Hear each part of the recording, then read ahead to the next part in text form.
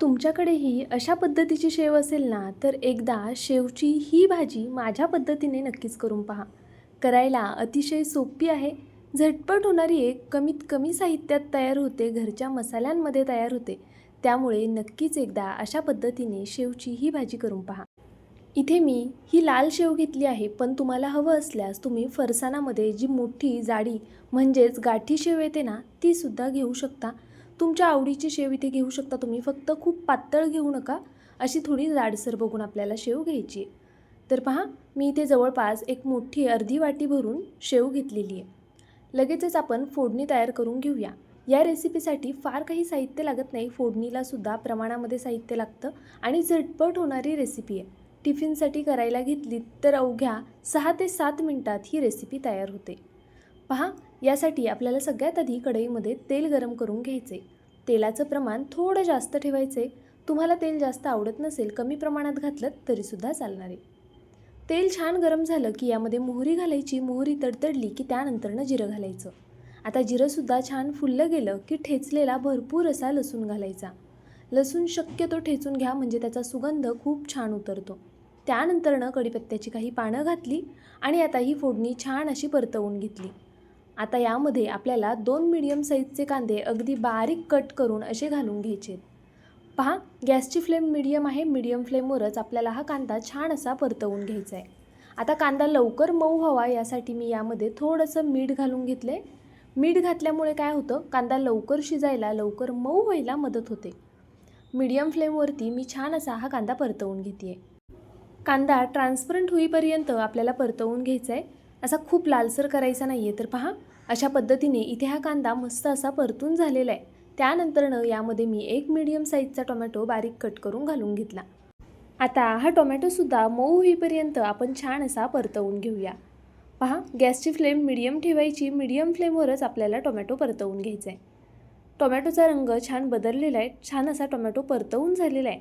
आता आपण यामध्ये पांढरे तीळ घालूया आणि पुन्हा एकदा हे सर्व छान असं एकजीव करून घेऊया. पांढरे तीळ घातले की लगेचच आपल्याला यामध्ये बेसिक मसाले घालून घ्यायचे.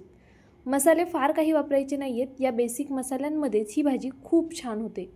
तर पहा, इथे मी सगळ्यात आधी कांदा लसूण मसाला घेतला आहे, जवळपास 2 ते 2.5 चमचे. त्यानंतरनं अर्धा चमचा इथे लाल तिखट घेतलं आहे, 1 चमचा बेडगी मिरची पावडर आणि थोडीशी हळद घालून घेतली आहे. हे बेसिक मसाले आपल्याला यामध्ये वापरायचे आहेत. जर तुम्हाला हवं असल्यास तुम्ही कांदा लसूण मसाला स्किप करून लाल तिखट थोडं जास्तीचं घाला आणि त्यानंतरनं पावभाजी मसाला तुम्ही यामध्ये ॲड करू शकता. पण पावभाजी मसाला आणि कांदा लसूण मसाला एकत्रित घालू नका, मसाल्याची चव खूप वेगळी येते. तर पहा, पावभाजी मसाला घालून सुद्धा आहे ना, ही भाजी खूप छान होते. तुम्हाला हवं तर तुम्ही त्या पद्धतीने सुद्धा करू शकता. मसाले घातल्यानंतरनं तेल सुटेपर्यंत हे सर्व मसाले छान असे परतवून घेतले. त्यानंतरनं यामध्ये आपल्याला जवळपास 2 ते 2.5 चमचे दही यामध्ये घालून घ्यायचे. दही घालताना गॅस मोठा करायचा आहे. मोठा गॅस केला की लगेचच दही घालायचं आणि हे सतत आपल्याला हलवत राहायचे. कमीत कमी 1.5 ते 2 मिनटं तरी आपल्याला दह्यासोबत हे छान असं परतवून घ्यायचे. मध्ये मध्ये नंतर तुम्ही गॅस मीडियम करू शकता. मीडियम फ्लेमवरती हे छान असं परतवून घ्या. जर गॅस खूप बारीक ठेवला आणि दही घातलं तर दही फुटण्याचे चान्सेस जास्त असतात. त्यामुळे मोठ्या गॅसवरच आपल्याला दही घालून हे छान परतवून घ्यायचे. पहा, तेल सुटेपर्यंत मी हे सर्व छान एकजीव करून घेतलं, छान परतवून घेतलं. आता यामध्ये आपल्याला जवळपास अर्धा पेला इतपत पाणी घालून घ्यायचे. पाणी फार जास्त नाही घालायचे, अर्धा पेलाच इथे मी पाणी घातलेलं आहे. जर तुम्हाला ही भाजी लपथपीत करायची असेल तर तुम्ही पाण्याचं प्रमाण वाढवू शकता. मी ही भाजी टिफिनसाठी करते म्हणून मी इथे जवळपास अर्धा पेला गरम पाणी घालून घेतलं. त्यानंतरनं आपल्याला यामध्ये ही शेव घालून घ्यायची आणि सर्व छान एकजीव करायचे. त्यापूर्वी यामध्ये आपण चवीनुसार मीठ घालून घेऊया. शेवमध्ये स्वतःचं मीठ असतं, त्यामुळे आपल्याला फक्त कांदा टोमॅटो पुरतंच मीठ घालायचं आहे.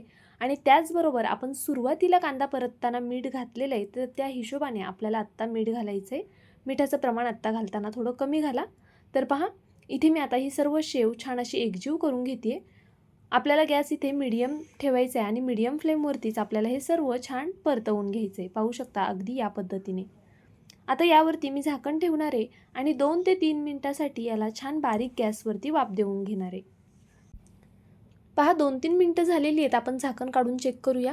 शेव शिजायला वेळ लागत नाही, अगदी पटकन शिजली जाते. तर इथे आपली शेव झालेली आहे, पाहू शकता तुम्ही.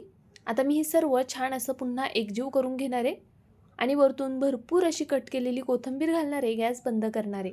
शेवची भाजी करायला खूप सोपी आहे, झटपट होणारी आहे, कमीत कमी साहित्यात तयार होते आणि अशी दही घालून केली ना तर अप्रतिम होते. एकदा नक्कीच करून पहा. जर भाकरीसोबत खाण्यासाठी करताय तर यामध्ये थोडंसं पाणी ठेवलं ना तरी चालेल.